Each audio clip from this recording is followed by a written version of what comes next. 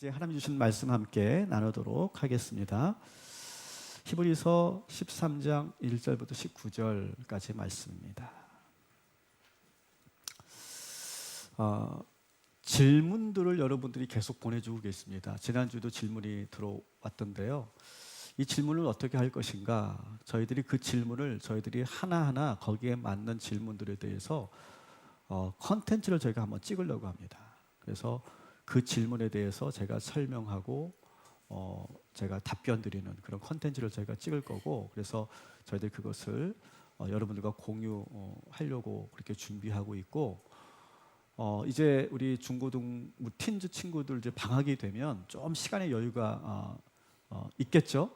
여유가 좀 있겠죠? 방학하면. 그러면 저희들이 좀 이렇게 우리나라에서 아주 그 저명한 그러한 크리스천 과학자를 한번 저희 초대 한번 하려고 하고, 또 신학교 교수님을 한번 초대해서 한번 강의를 듣고 직접 그 자리에서 질문도 하고 대답도 듣는 그런 한번 심포지움 같은 것도 저희들이 한번 계획을 하고 있습니다. 그래서 금요심야 같을 때 그때는 좀 우리가 좀 이성적으로 우리가 한번 이렇게 같이 토의하고 강의도 듣는 그런 시간을 가지려고 합니다. 우리 틴즈 친구들이 방학이 되는 그 시점에 저희들이 한번 그런 시간을 마련해서 또 마음껏 질문할 수 있는 그런 시간을 갖도록 그렇게 하겠습니다. 그래서 그 질문들을 저희가 잘 분류해 놓고 있다라고 하는 거 잘 기억해 주시고 반드시 여러분들에게 답변을 드리겠다라고 하는 것도 약속을 드립니다.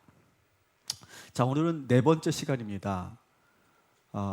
네 번째 시간, 저는 이렇게 제목을 정해봤어요. 아마 우리 틴즈 친구들이나 우리 성도님들이 던질 법한 아주 근본적인 질문 가운데 하나가, 따라합시다. 어떻게 그리스도인으로서 살아야 할 것인가?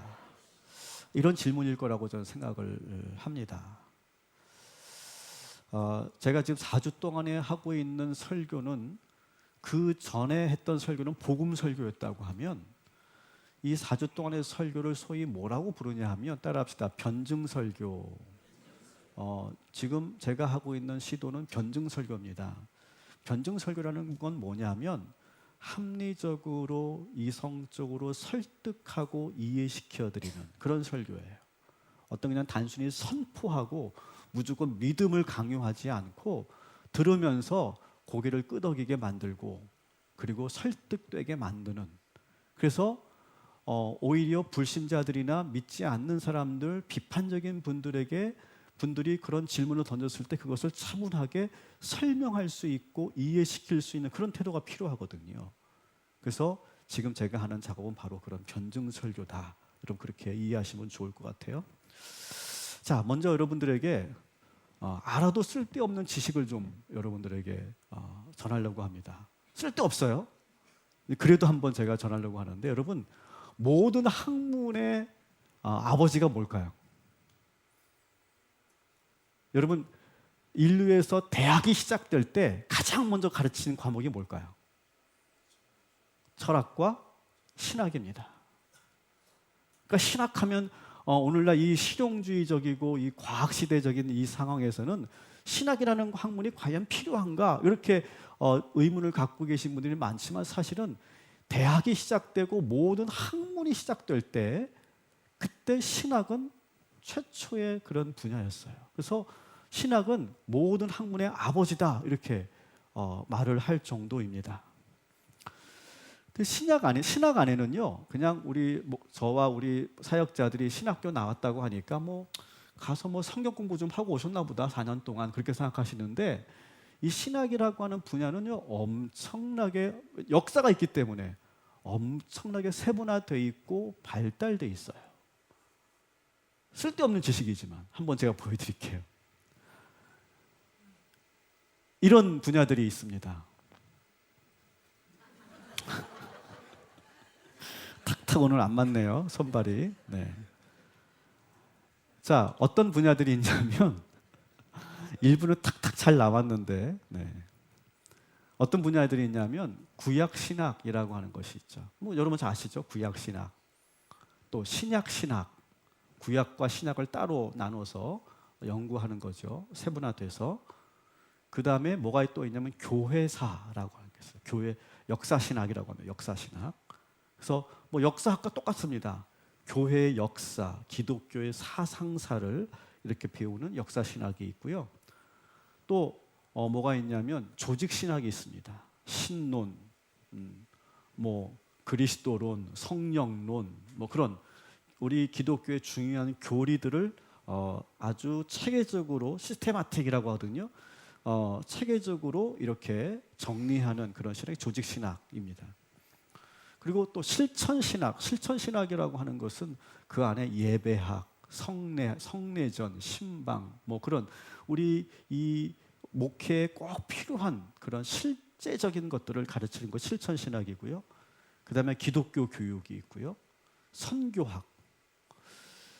그리고 이제 20세기에 들어와서 새롭게 이제 세분화된 그런 분야들이 있는데 뭐 종교사회학, 기독교 상담학, 기독교 윤리, 뭐 종교 철학. 최근에 많은 분들이 이 분야를 전공합니다. 종교와 과학이라고 하는 분야.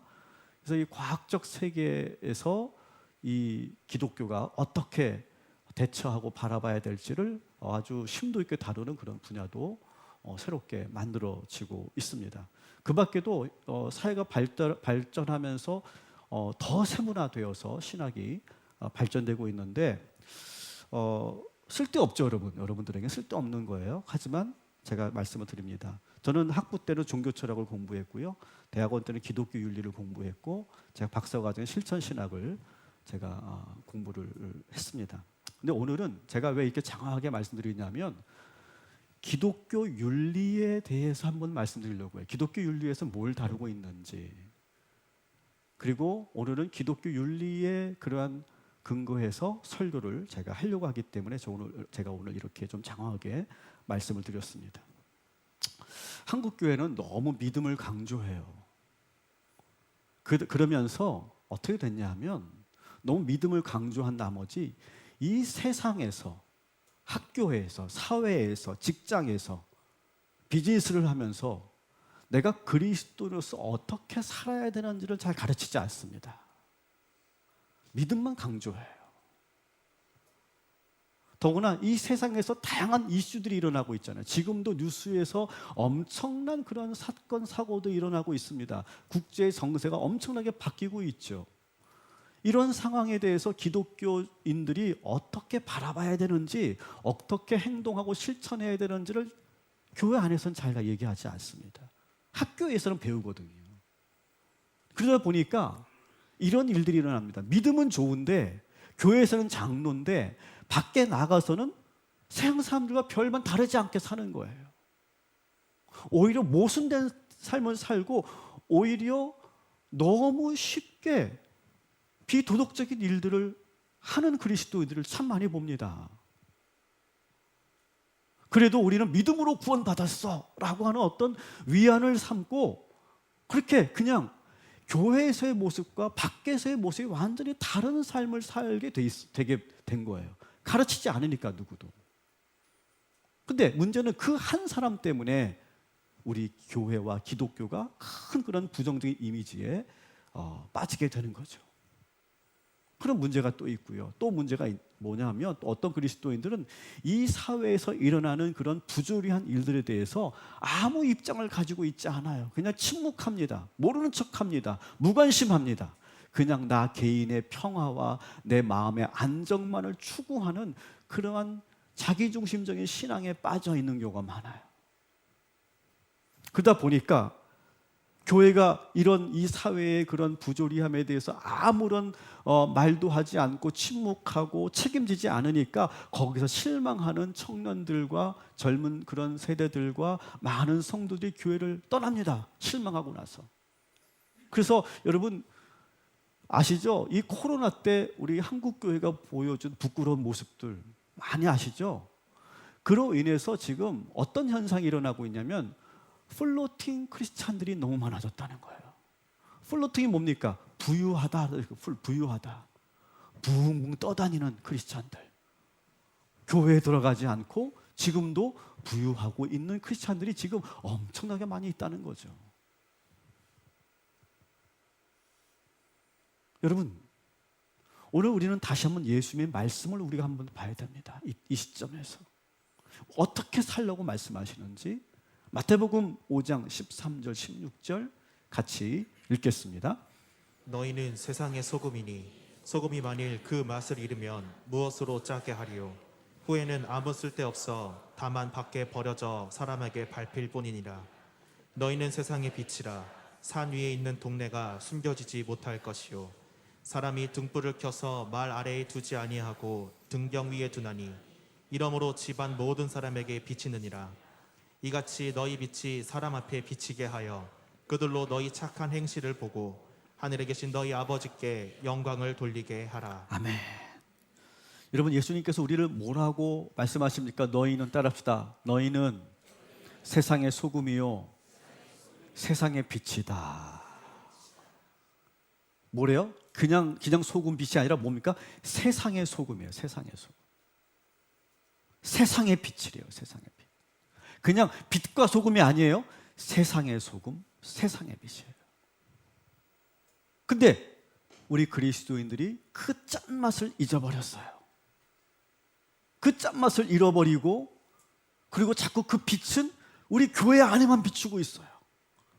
말 아래에 두지 말고 등경 위에 둬야 되는데 자꾸 우리 교회만 비추고 있어요. 그러다 보니까 세상은 점점 어두워져 가고 오히려 하나님의 영광을 가리고 있다는 거예요. 저도 중고등학교 시절에 정말 저는 누구보다도 모태신앙으로서 신앙생활 열심히 했다고 자부하는 사람이거든요. 근데 솔직히 말씀드리면 저는요, 교회에서의 저와 학교에서의 모습이 완전히 달랐어요. 왜? 누구도 가르쳐주지 않거든요. 교회에서만 믿음만 강요하고 교회에서 신앙만 강조했지 네가 학교에서 어떻게 살아야 한단다 그걸 가르쳐준 적이 없기 때문에 교회에서의 삶과 학교에서의 삶이 완전히 달랐어요. 근데 이것은 오늘날 우리 틴즈 친구들뿐만 아니라 여기서 우리 모든 성도님들도 마찬가지일 거예요. 저는 오늘 우리 틴즈 친구들과 우리 성도 여러분들에게 분명히 가르칠 거예요.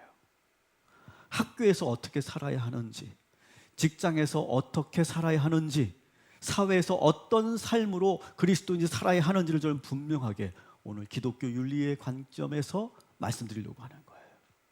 오늘 저는 4가지를 여러분들에게 말씀드리려고 해요. 더 많이 있지만 오늘 4가지만 말씀드릴 거예요.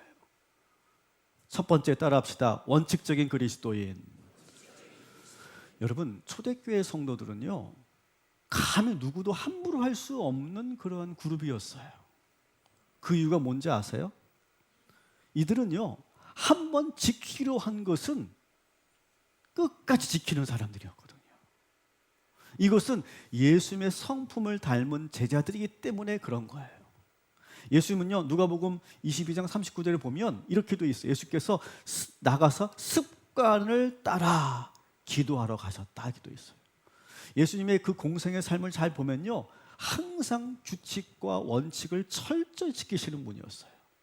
기도도 습관을 따라 기도했다는 거예요. 한번 정해진 그 기도의 시간을 철저하게 지키는 분이었다는 거예요. 그 영향을 받은 이 초대교회 성도들은요, 목숨을 걸고 주의를 지킵니다. 로마 황제가 예배를 못 드리게 하고 종교 활동을 못하게 합니다. 그래서 그 당시 많은 종교들이 탄압받았는데 대부분의 종교들은 그렇게 황제가 못하게 하니까 다 사라졌어요. 그 시대에 많은 종교들이 우후죽순 막 나타났는데 거기에 대부분의 종교들은 그 탄압을 이기지 못하고 다 사라졌단 말이에요. 근데 기독교는 사라지지가 않는 거예요. 이 그리스도인들은요, 누구도 상상하지 못했던 장소에서 예배를 드립니다. 예배를 못 드리게 하니까. 완전히 허를 찌르는 장소 예배를 드리는데 그것이 어디였느냐? 바로 카타콤이라고 하는 무덤에서 예배를 드렸던 거예요. 지금 여러분이 보시는 이 장면은 이제는 관광지가 된 아주 잘 정비된 그런 무덤이죠. 근데 여러분 한번 상상해 보세요. 그 당시는요, 이 안에 시체들이 지금 들어가 있단 말이에요. 썩은 데가 진동하는 곳이에요. 살아있는 사람들 절대 들어가면 안 되는 곳이에요. 부정한 곳이에요. 여러분, 구약 시대를 살았다면 여러분 시체가 있는 곳에서 예배 드린다는 게 상상할 수 있습니까? 말도 안 되는 거죠.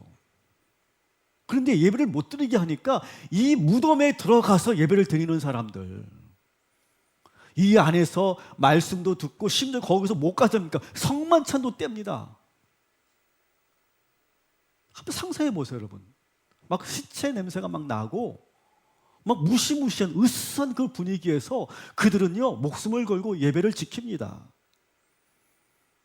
결국 여기서 예배를 드리던 그리스도인들이 다 들통이 나죠.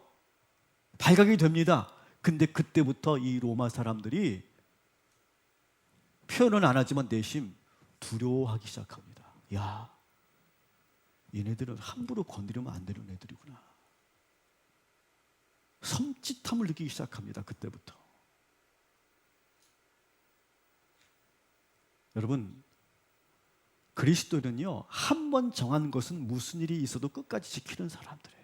신앙생활이라는 게 뭐예요? 신앙생활이 뭡니까? 신앙생활은요 절대 원칙을 정해놓고 끝까지 지키는 사람들이에요.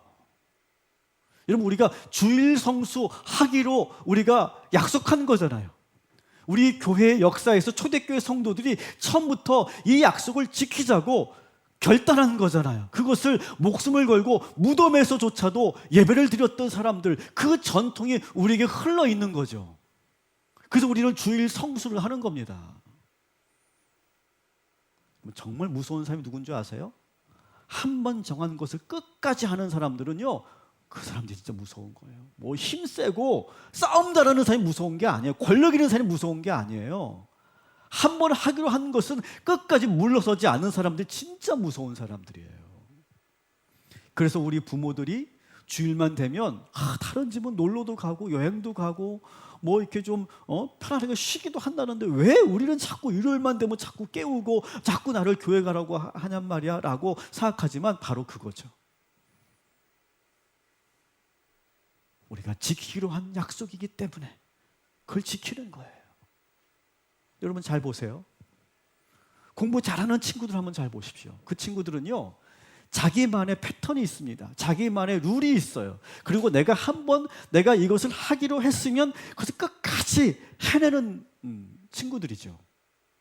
여러분 한번 보세요. 여러분 주변에서 사회에서 소위 성공한 사람들 잘 보세요. 그 사람들은요 자기만의 원칙이 있습니다. 흔들리지 않습니다. 웬만한 일에 그걸 끝까지 밀고 나갑니다. 역사를 바꾼 사람들 잘 보세요. 아무리 수많은 공격과 핍박이 있어도 자기가 가지고 있는 그 원칙, 그 신념을 끝까지 지켜냅니다. 그러면서 역사가 바뀌잖아요, 여러분. 여러분, 기독교는요 로마 사람들이 보기에 아주 하찮은 종교입니다. 자기들이 지배한 얼마나 많은 나라를 지배했습니까? 이 로마가. 그 지배한 나라 중에 듣도 보도 못한 아주 작은 나라, 이스라엘이라고 하는 작은 나라의 신흥 종교입니다. 신흥 종교, 그것도 유대교도 아니고 신흥 종교입니다. 처음에 볼 때 이 기독교인들을 볼 때 유대인들이 볼 때는요 참 하찮은 사람들이었어요. 어떻게 됐어요? 근데 이 로마인들이 로마의 국교가 됩니다. 기독교가. 로마인들이 예수를 믿게 됩니다. 어마어마한 사건이죠, 이거는요, 여러분. 오늘날에는 상상할 수 없는 일인 거예요. 근데 로마의 국교가 됩니다, 기독교가. 왜 그랬을까요? 이 그리스도인들이 가지고 있는 그 절대 원칙, 한 번 정해놓은 그 원칙, 하나님과 그 약속을 끝까지 지키는 그 모습에 두려워지기 시작했고 존경을 하기 시작했고 그러면서 서서히 로마인들도 그 신흥 종교 기독교인이 됐다는 거예요. 저는 믿습니다. 그리스도인으로서 여러분의 신앙의 원칙을 지켜나가시면 여러분 그 누구도 여러분들을 함부로 할 수 없음을 믿으시기 바랍니다. 결국 나중에는요 여러분을 두려워하게 될 것이고 결국 여러분들을 존경하게 될 것이고 결국 여러분들이 그 가정을 변화시키고 여러분의 일터를 변화시키고 여러분의 사회를 변화시키는 그런 능력이 되는 줄 믿습니다. 이게 바로 그리스도로 살아가야 될 첫 번째 자세예요. 두 번째, 또 따라합시다. 세상과 다른 가치를 가진 그리스도인. 자, 두 번째 어떻게 살 것인가. 두 번째 세상과 다른 가치를 가진 그리스도인. 저는 국민윤리 시간에 배웠던 것이 생각나요. 이렇게 얘기합니다. 인간은 자아 실현을 할 때 행복을 느낀다. 인간의 목표는 뭐냐? 자아 실현이다. 꿈을 이루는 것이다. 자기가 원하는 것을 이룰 때 행복하다. 그런 얘기를 합니다.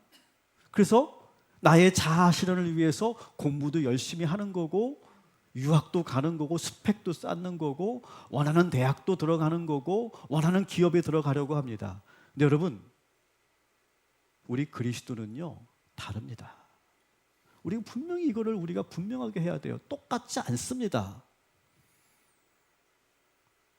저는요 여러분들에게 정반대의 길로 가라고 저는 그렇게 말하고 싶지 않아요.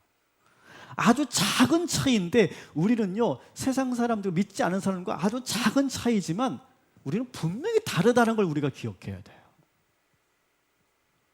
그 시작점은 처음에는요 아주 작은 1도의 차이예요. 근데 이것이 쭉 가다 보면요 서서히 그 가는 길이 달라져 버린 거예요. 처음에는 같이 학교 생활하고, 처음에는 같이 친구가 되고 같이 어우러지지만 우리가 가지고 가는 길은 분명히 달라야 돼요. 우리는 어느 길을 가는 사람이냐? 자아 실현, 꿈을 이루기 위해서 사는 사람들이 아니라 우리는 어떤 사람들이냐? 예수님이 가신 길을 따라가는 사람들. 이것이 우리 그리스도들이 가야 가는 길이라고 하는 거예요. 자, 어디로 가는 것이냐? 우리 두 절의 말씀을 한번 보겠습니다. 고린도서 1장 18절, 마태복음 7장 13절 14절 같이 읽겠습니다. 십자가의 도가 멸망하는 자들에게는 미련한 것이요 구원을 받는 우리에게는 하나님의 능력이라. 좁은 문으로 들어가라. 멸망으로 인도하는 문은 크고 그 길이 넓어 그리로 들어가는 자가 많고, 생명으로 인도하는 문은 좁고 길이 협착하여 찾는 자가 적음이라. 아멘. 자, 그리스도인은 어디로 갑니까? 십자가의 길로 가는 거예요. 그리스도인은요 자아 실현의 길, 꿈을 이루는 길, 자유함의 길, 글로 가는 것이 아니라 우리는 십자가의 길을 가는 것이고, 또 우리는 어디를 가는 거예요? 좁은 문으로 들어가는 사람들이에요. 넓고 쉬운 길, 누구나 걸어가는 길, 많은 사람들이 가는 길로 가는 것이 아니다라고 하는 거예요. 우리는요 예수님이 가신 길을 그대로 가는 건데, 예수님의 그 길이 어떤 길입니까? 십자가의 길, 좁은 문으로 걸어 들어가는 거예요. 여러분, 오늘날 시대를 AI 시대라고 이렇게 말을 합니다. 여러분, AI 시대가 되면 가장 지금 타격을 입는 사람들이 누굴까요? 챗 GPT 써보셨어요? 써보신 분, 챗 GPT. 네, 저도 4.0을 쓰고 있습니다. 설교 원고는 그렇게 안 합니다. 실제로 우리 목회자들과 신학자들이 챗 GPT 설교 원고를 이렇게 써달라고 하니까 쫙 써주더라고요. 5분 만에 쫙 해가지고. 제가 한번 장난삼아 해봤어요. 이 가을에 맞는 설교를 한번 나한테 제안해줘봐. 그랬더니 쫙 나오더라고요. 한 4가지 정도의 설교 아이디어를 주더라고요. 그때 기가 막히다 생각했던 게 뭐냐면, 가을에 단풍이 지잖아요. 이렇게 빨갛고 노랗고 이렇게 단풍이 지는데, 그 단풍이 드는 그 컬러를 가지고 한번 설교를 해봐라. 되게 좋은 아이디어더라고요. 나중에 한번 써먹을게요.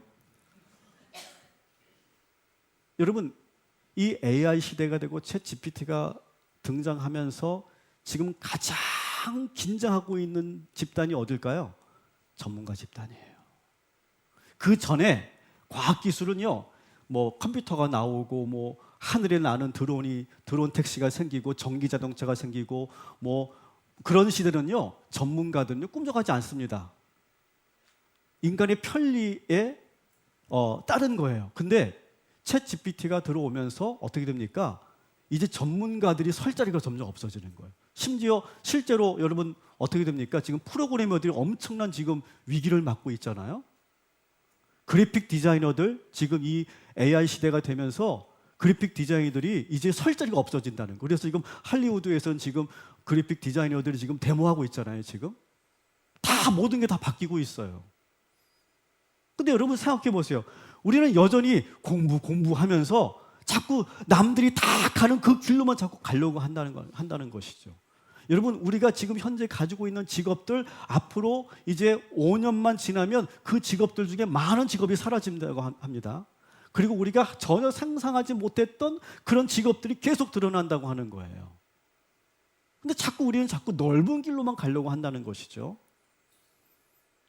여러분, 저는요, 자신합니다. 우리가 자꾸 이 세상을 보면서 자꾸 남들이 가는 길을 따라가려고 하지 말고 좁은 길, 남들이 가지 않은 길, 예수님이 걸어가신 그 길로 가면 거기에 답이 있고 거기에 길이 있는 줄 믿습니다. 여러분, 이러한 마인드, 이러한 생각, 이러한 상상력, 이러한 아이디어 어디서 나옵니까? 예수님의 말씀을 듣고 묵상하고 예수님이 가신 그 길을 따라가면 바로 그런 아이디어가 생기고 그러한 길이 보이게 되는 줄 믿습니다. 그래서 예수님에게 지혜를 구하고 예수님처럼 생각하고 행동하시기 바랍니다. 그러면 어떻게 되어 있습니까? 24절에 기도에 있어요. 24절에 하나님 따라합시다. 하나님의 능력이요 하나님의 지혜니라. 예수님이 걸어가신 그 길로, 예수님이 말씀하신 그 방법대로 살면 거기서 하나님의 지혜와 하나님의 능력이 나타나는 줄 믿습니다. 분명히 하세요. 우리는요, 다른 길을 걸어가는 사람들이에요. 다른 길. 세상 사람들이 이 길이래, 이 길이 좋대 자꾸 많은 사람들이 얘기해도 우리는 다른 길을 가는 사람들이다. 이걸 여러분 기억하세요. 세 번째, 어떻게 살 것인가? 따라합시다. 타인을 환대하는 그리스도인. 제가 잠깐 오늘 영화 얘기를 좀 하려고 하는데요. 수요 예배 때도 영화 예배를 드리는데 오늘도 영화 얘기를 좀 하려고 합니다. 콘크리트 유토피아라는 영화 보셨어요? 보신 분? 그래도 꽤 보셨네요. 안 보신 분들을 위해서 예고편을 한번 제가 보여드리겠습니다. 그러면 다 알아요. 한번 보겠습니다.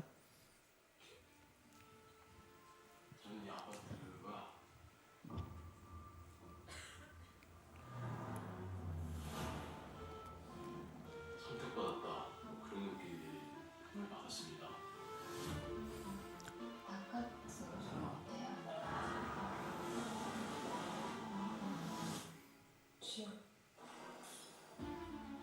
우리가 시간 금방 다 떨어질 텐데 이거 어떻게 감당합니까? 다 같이 살 방법을 먼저 찾는 게 우선이지 않을까요? 다 같이 살자는 거예요? 다 같이 죽자는 거지? 구심점이 될 만한 사람이 있어요. 우리 아파트를 지키려면 주민들이 스스로 나서야 돼요.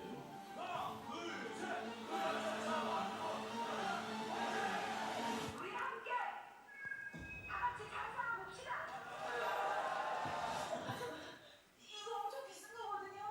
아파트를 주민들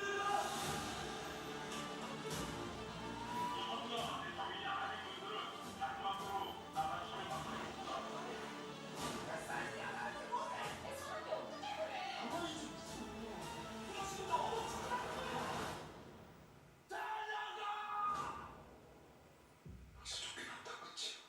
죽는다고.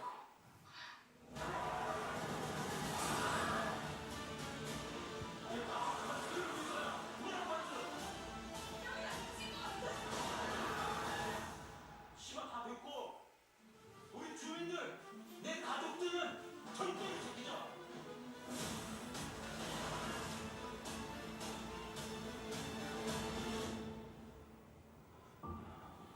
그 아파트 얼마 안 남았어. 설정이 이런 거예요. 설정이 갑자기 이유도 없이 왠지는 모르겠지만 갑자기 서울이 완전히 지진이 나가지고 황공 아파트만 딱 유일하게 남습니다. 그리고 모든 빌딩, 집, 아파트 다 무너집니다. 요 아파트 하나만 살아남은 거예요. 자, 근데 그 주민들이 어떤 결론을 내리느냐? 막 살려달라고 막 주변에서 몰려오는데 다 배제시키자. 절대로 못 들어오게 하고 우리만 살아야 된다. 그래서 격렬하게 몸싸움을 해서 다 몰아냅니다. 그리고 그 아파트에서 쫓겨난 모든 사람들은 한겨울에 쓰러진 건물 더미에서 다 얼어 죽어요. 여러분, 이 아파트 주민들은 어떻게 됐을까요? 행복했을까요? 잘 살았을까요? 스포일러가 돼서 죄송하지만 또 다른 습격을 받아서 결국 그 기존의 주민들이 다 쫓겨나거나 죽임을 당합니다.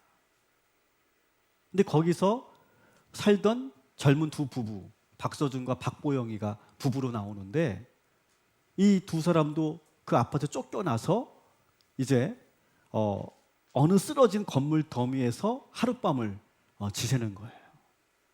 하룻밤을 지내는데 거기서 아주 상징적인 그런 그림이 하나 나오죠. 아침에 딱 일어나니까 이런 거예요. 아침에 딱 일어나니까 스테인드 글라스에 빛이 쫙 들어옵니다. 그 빛이 쫙 들어오는데 거기 보니까 바로 거기가 쓰러져 있는 교회였어요. 그리고 눈을 떠보니까 이제 그 남편은 이미 죽었고 아내 혼자만 남아있어요. 근데 그때 우연히 지나가던 사람들이 그녀를 발견하게 되고 그녀에게 다가가서 먹을 것을 주먹밥, 그 귀한 주먹밥을 건네줍니다. 따뜻한 주먹밥을. 그러면서 우리랑 같이 갈래요? 라고 질문합니다. 그때 그 박보영이 뭐라고 하냐면 저도 같이 살아도 되나요? 라고 질문합니다. 왜냐하면 자기가 살던 아파트에서는 주민들 말고는 다 배제시키고 몰아냈고 쫓아냈는데 이 사람들은 전혀 그런 것이 없기 때문에 자기를 환대해 주기 때문에 놀라워서 그런 질문을 하게 된 거예요. 거기서 이렇게 말합니다. 살아있으면 그냥 같이 가는 거죠. 살아있으면 같이 살고 같이 나누고 같이 지내는 거라는 거예요. 따라합시다. 그리스도인은 환대하는 사람들입니다. 여러분, 환대라고 하는 건 뭘까요? 환대. 환대는요, 타인을 받아들이고 존중하는 태도. 이것이 바로 환대예요. 여러분, 예수님께서 하신 말씀이 있죠. 내 이웃을 어떻게 하래요? 내 몸과 같이 사랑하라. 이게 환대의 마음이죠. 여러분, 초대교회 성도들은요, 타인을 환영하고 돕는 일을 가장 자연스러운 그리스도인의 기본 자세라고 생각했어요. 자, 오늘의 본문 히브리서 13장 1절부터 3절까지 같이 읽겠습니다. 형제 사랑하기를 계속하고 손님 대접하기를 잊지 말라. 이로써 부지 중에 천사들을 대접한 이들이 있었느니라. 너희도 함께 갇힌 것 같이 갇힌 자를 생각하고 너희도 몸을 가졌은즉 학대받는 자를 생각하라. 아멘. 여러분, 이 말씀을 잘 보세요. 이 말씀은요, 그냥 착하게 살아라, 선행을 행하라, 불쌍한 사람 도와주어라, 뭐 그런 어떤 도덕적인 말을 하는 게 아니에요. 여러분, 그리스도인이라면 뭘 해야 됩니까? 그리스도인은 예배드리고 기도하고 말씀 보고 그렇게 하잖아요. 근데 거기서 반드시 뭘 해야 되느냐? 그리스도는 당연히 환대해야 된다는 거예요. 환대는 어떤 도덕적 차원이나 내가 해도 되고 안 되는 데는 안 해도 되는 그런 내가 선택의 차원이 아니라는 거예요. 내가 예배 드리는 것처럼 당연하게 해야 되는 것이 환대라고 하는 거예요. 근데 오늘날 현대 교회는요, 예배는 잘 드리는데 환대하지 않습니다. 예수님이 이 환대의 복음을 잘 실천하지 않아요.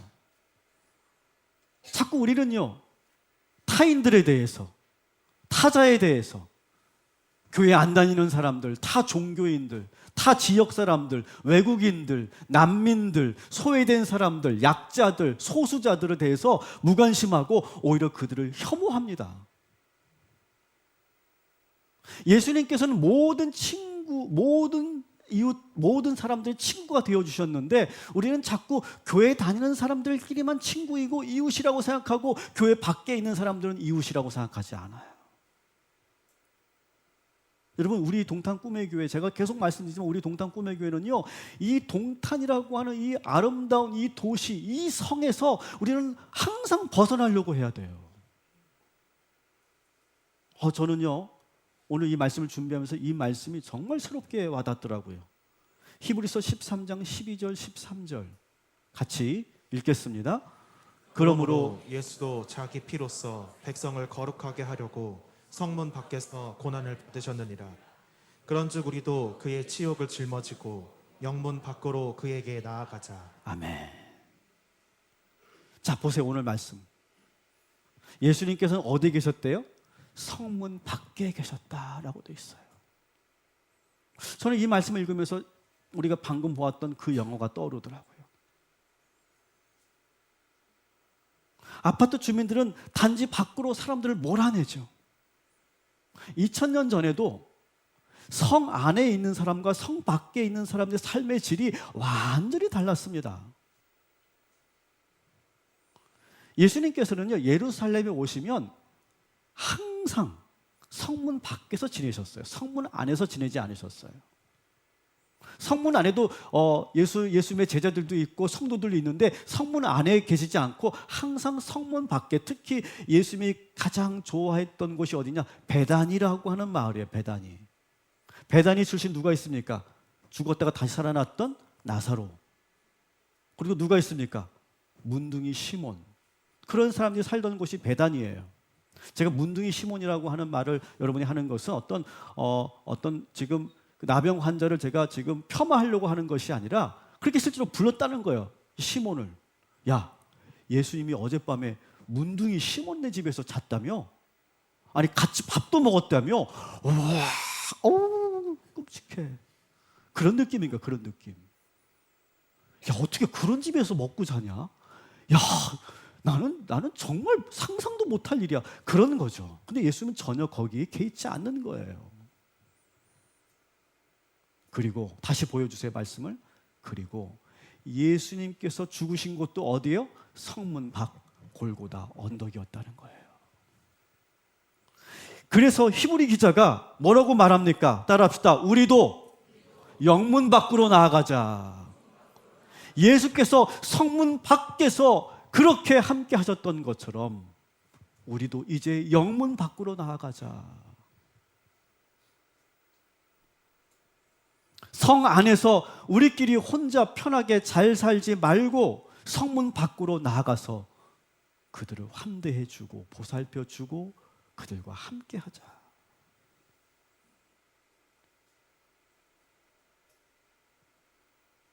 저는 이번 크리스마스 성탄절에 그래서 저는 이 성문 밖 프로젝트를 한번 하려고 해요. 성문 밖으로 나아가는, 우리끼리만 즐거워하는 성탄절이 아니라 성문 밖으로 나아가는 일을 하자. 나중에 한번 자세히 여러분에게 제안을 드릴 테니까 좀 많이 참여해 주시기 부탁드립니다. 네 번째, 마지막으로 우리가 어떻게 살아야 되는지 한번 따라합시다. 성찰하는 그리스도인. 믿지 않는 사람들은요, 이런 질문을 합니다. 야, 니들은 뭘 그렇게 잘못해가지고 맨날 회개한다고 하냐? 아니, 니들끼리 그러면 회개하고 살고 그러는데 왜 우리들에게까지 회개하라고 하냐? 왜 우리를 자꾸 죄인 취급하냐? 그런 질문 아마 여러분 받아보셨을 거예요. 그리고 어느 비판적인 종교 심리학자는 기독교를 이렇게 비판하죠. 기독교는 죄책감을 심어주는 종교다. 이렇게까지 비판합니다. 오늘도 여러분들에게 회개합시다 이렇게 말하잖아요. 제가. 맞아요, 여러분. 예수님께서 공생의 활동을 시작하시면서 가장 먼저 전한 말씀이 뭡니까? 회개하라예요. 회개하라. 회개하라. 천국이 가까웠다. 근데 여러분, 이 말씀을 사람들이 많이 오해하고 있습니다. 여러분, 회개한다는 건 뭡니까? 회개한다는 것은요, 자기 자신을 돌아볼 수 있는 능력을 말하는 거예요. 자기 자신을 객관적으로 보는 것을 말하는 거예요. 때로는요, 자기 자신을 엄격하게 하는 것, 자기 자신을 엄격하게 보는 걸 말하는 거예요. 저는 이정교회 그 권사님이 생각이 나요. 그 권사님은요, 항상 매년 장로 후보로 항상 추천되는 분이에요. 담임 목사님도, 목회자들도, 주변의 장로님들도, 성도들도 이분은 당연히 장로님이 되셔야지, 그렇게 평가받는 분이에요. 근데 이분이 매년마다 항상 그 추천에 대해서 고사를 하십니다. 그러면서 저에게 그렇게 말씀하시더라고요. 목사님, 하나님은 저의 모든 걸 아십니다. 저는 아직 부족합니다. 그러면서 계속 고사하시는 거예요. 저는 그냥 그분이 어떤 겸양의 표현이겠거니 생각했는데, 제가 그분을 계속 관찰해 보니까 그분은 어떤 분이었냐, 다른 사람들한테는 참 관대하더라고요. 근데 자기 자신에게만큼은 엄격한 분이셨어요. 그래서 그분은 장로님은 안 되셨지만 오히려 더 많은 성도들이 존경하는 그런 분으로 신앙생활을 하고 계시죠. 여러분, 이 회개하라라고 하는 말씀은 뭐냐? 회개하라고 하는 말씀은 자신을 돌아보고 성찰하라고 하는 거예요. 심지어는 우리는요, 성찰하는 사람은 어떻게까지 해야 되느냐? 내가 좋은 일을 했어. 뭐 가령 내가 성문박 프로젝트를 내가 했어. 정말 잘했어. 그러고 나서도 우리는 돌아보는 거예요. 성찰하는 거예요. 야, 이거 혹시 정말 이게 내가 순수한 마음이었을까? 혹시 내가 누군가를 의식하면서 한 일은 아니었을까? 내가 이렇게 하면서 어떤 나의 개인의 도덕적 위안을 얻기 위해서 한 것은 아니었을까? 오히려 내가 좋은 일을 해놓고도 내 자신을 성찰하면서, 그러면서 오히려 하나님께 회개하는 사람들, 이게 그리스도인이라고 하는 거죠. 선행을 하고도 성찰하는 사람들. 여러분, 우리는 죄인이에요. 우리는 죄인. 내가 그리스도인이라고, 내가 구원받았다고, 내가 복음의 진리를 알고 있다고 마치 우리가 남들보다 위에 있는 것처럼, 여러분 그렇게 제발 행동하지 마시기 바랍니다. 예수 안 믿는 저 불쌍한 사람들, 저 더러운 이 세상 사람들, 나는 구원받았고 나는 진리를 알고 있는 그런 사람들, 자꾸 우리가 뭔가 우쭐해지고 우월감을 가지려고 하는 그런 태도, 저는 하나님이 원하시는, 예수님이 원하시는 태도가 아니라고 생각해요. 여러분, 우리는 항상 내가 죄인이라는 사실을 인정하고 깨달아야 되는 줄 믿습니다. 마태복음 7장 3절 4절 우리가 잘 알고 있는 말씀인데, 우리 세 번역으로 한번 같이 읽어보도록 하겠습니다. 어찌하여 너는 남의 눈 속에 있는 티는 보면서 내 눈 속에 있는 들보는 깨닫지 못하느냐? 내 눈 속에는 들보가 있는데 어떻게 남에게 말하기를 내 눈에서 티를 빼내줄 테니 가만히 있거라 할 수 있겠느냐? 아멘. 참 우스운 상황이죠. 지금 자기 들보가 이렇게 있는데 내가 너 티 빼줄게, 어떻게 그러냐고요. 여러분, 우리는요, 누구도 마음대로 판단할 수 있는 사람들이 아닙니다. 왜 저렇게 살지? 그렇게 우리가 함부로 누군가에게 돌 던지거나 정죄할 수 있는 사람들이 아니에요. 근데 오늘날 우리 그리스도인들은요, 누군가를 너무 함부로 정죄합니다. 심지어는 어떤 사람들은 교회 오지 말아야 돼, 이런 사람들은 교회 오면 안 돼, 배제해야 돼, 이렇게 하는, 서슴없이 하는 말씀하시는 분들도 계세요. 그들하고는 가까이 하지도 말아야 되고 말도 섞지도 말아야 돼. 여러분, 죄의 심판권은 오직 하나님 예수 그리스도에게만 있는 줄 기억하시기 바랍니다. 우리는 어떤 사람들입니까? 따라합시다. 용서받은 죄인. 우리는 그저 용서받은 죄인일 뿐이에요. 이걸 우리가 알면 우리가 누구도 함부로 정죄할 수 없고, 배제한다느니, 교회를 못 오게 해야 된다느니, 저들은 죄인이라느니, 잘못됐다느니, 우리가 막 성경을 들이대면서 이거 뭐라고, 잘못됐다고, 구원 못 받는다고, 니들은 끝났다고, 그렇게 할 수는 없다는 거예요. 여러분, 그것은 예수님께서 하시는 일이에요. 우리는 다행이다, 나는 그래도 하나님께 나를 용서해 주셔서 내가 구원받았지, 감사합니다. 그런 마음을 가져야 되는데 우리는 자꾸 뭔가 착각하고 있다는 거예요. 우리는요. 여러분, 현대인들이 가장 많은 질환을 갖고 있는 제가 마음의 병 5가지 소개할게요. 자기애석 성격장애, 그 다음에 정신변적 장애, 편집성 성격장애, 경계선 성격장애, 자폐 스펙트럼 장애, 이런 것들이 있습니다. 이것이 현대인들이 가장 많이 지금 갖고 있는 질환들이거든요. 여러분, 성격장애, 인격장애라고 하는 말이 뭐냐면 이런 증상이 나타남으로 말미암아 사회생활이 거의 불가능해지는 상태.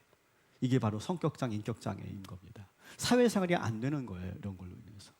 근데 이 현대인들이 가장 많이 갖고 있는 이 질환들이 갖고 있는 공통점이 뭔지 아세요? 공통점? 이런 거예요. 자기 성찰의 능력이 결핍되어서 자기 인식이 안 되는 사람들이에요. 그러니까 나에 대한 자기 인식이 안 되면 어떻게 됩니까? 타인에 대해서 알아요? 나도 모르는데 타인을 알 수 있겠냐고요. 공감도 안 되고 이해도 안 되죠. 그러니까 어떻게 돼? 사회생활이 안 되고 학교생활이 안 되는 거예요. 부정하게 되는 거죠. 그러니까 가장 큰 문제가 뭐냐면 자기 성찰과 자기 인식이 안 되는 거. 근데 오히려 현대 사회가, 현대인들이 이런 질환을 더 많이 앓고 있다는 거예요. 아, 내가 지금 자꾸 내가 의심하는구나. 내가 자꾸 왜 사람을 믿지 못할까? 아, 내가 자꾸 사람을 만날 때 자꾸 내가 맨 처음에는 너무 가깝게 지내고 막 그 사람을 막 이상적으로 생각하다가 내가 조금이라도 내가 실망하면 그 사람을 내가 멸시하고 막 내가 공격하고 막 그러는구나. 아, 내가 이렇게 사람과 사람 사이에서 선을 지켜야 되는데 내가 선을 지키지 못하고 내가 자꾸 무례하게 자꾸 침범하는 그러한 패턴을 가지고 있네. 이렇게 자기 성찰이 되면 사회생활이 되고 내가 그걸 자기 인식이 되기 때문에 조심하게 되는데 그걸 내가 못하는 거죠. 그러니까 자꾸 상대방이 문제라고 생각하고 상대방을 공격하고 자기의 문제를 보지 못하는, 이게 바로 현대인들이 가장 지금 앓고 있는 그런 마음의 병들이라고 하는 거죠. 저는 자신해요, 여러분.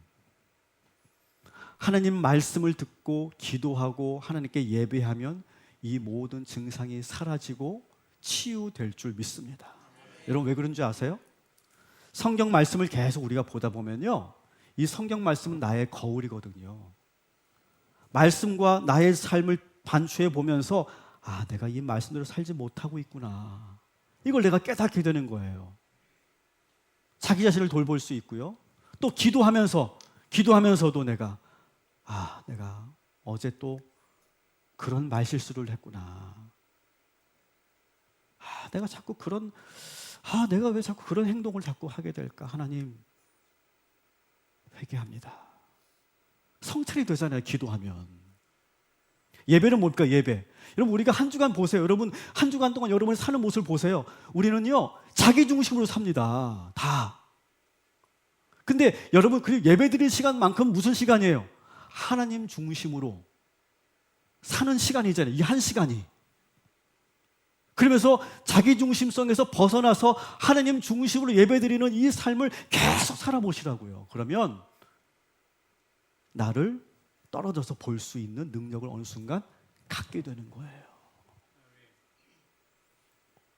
여러분, 정말 우리 그리스도인들이 지금 나르시시즘, 자기중심적인, 이기적인, 타인을 공감하지 못하는, 자꾸 정죄하고 혐오하는 그러한 모습이 점점 우리 사이에서 일어나고 있어요.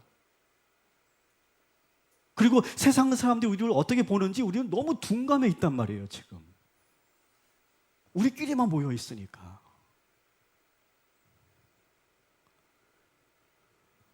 말씀을 정리합니다. 저는 이 외에도 우리 그리스도인들이 어떻게 살아야 되는지 저는 더 많이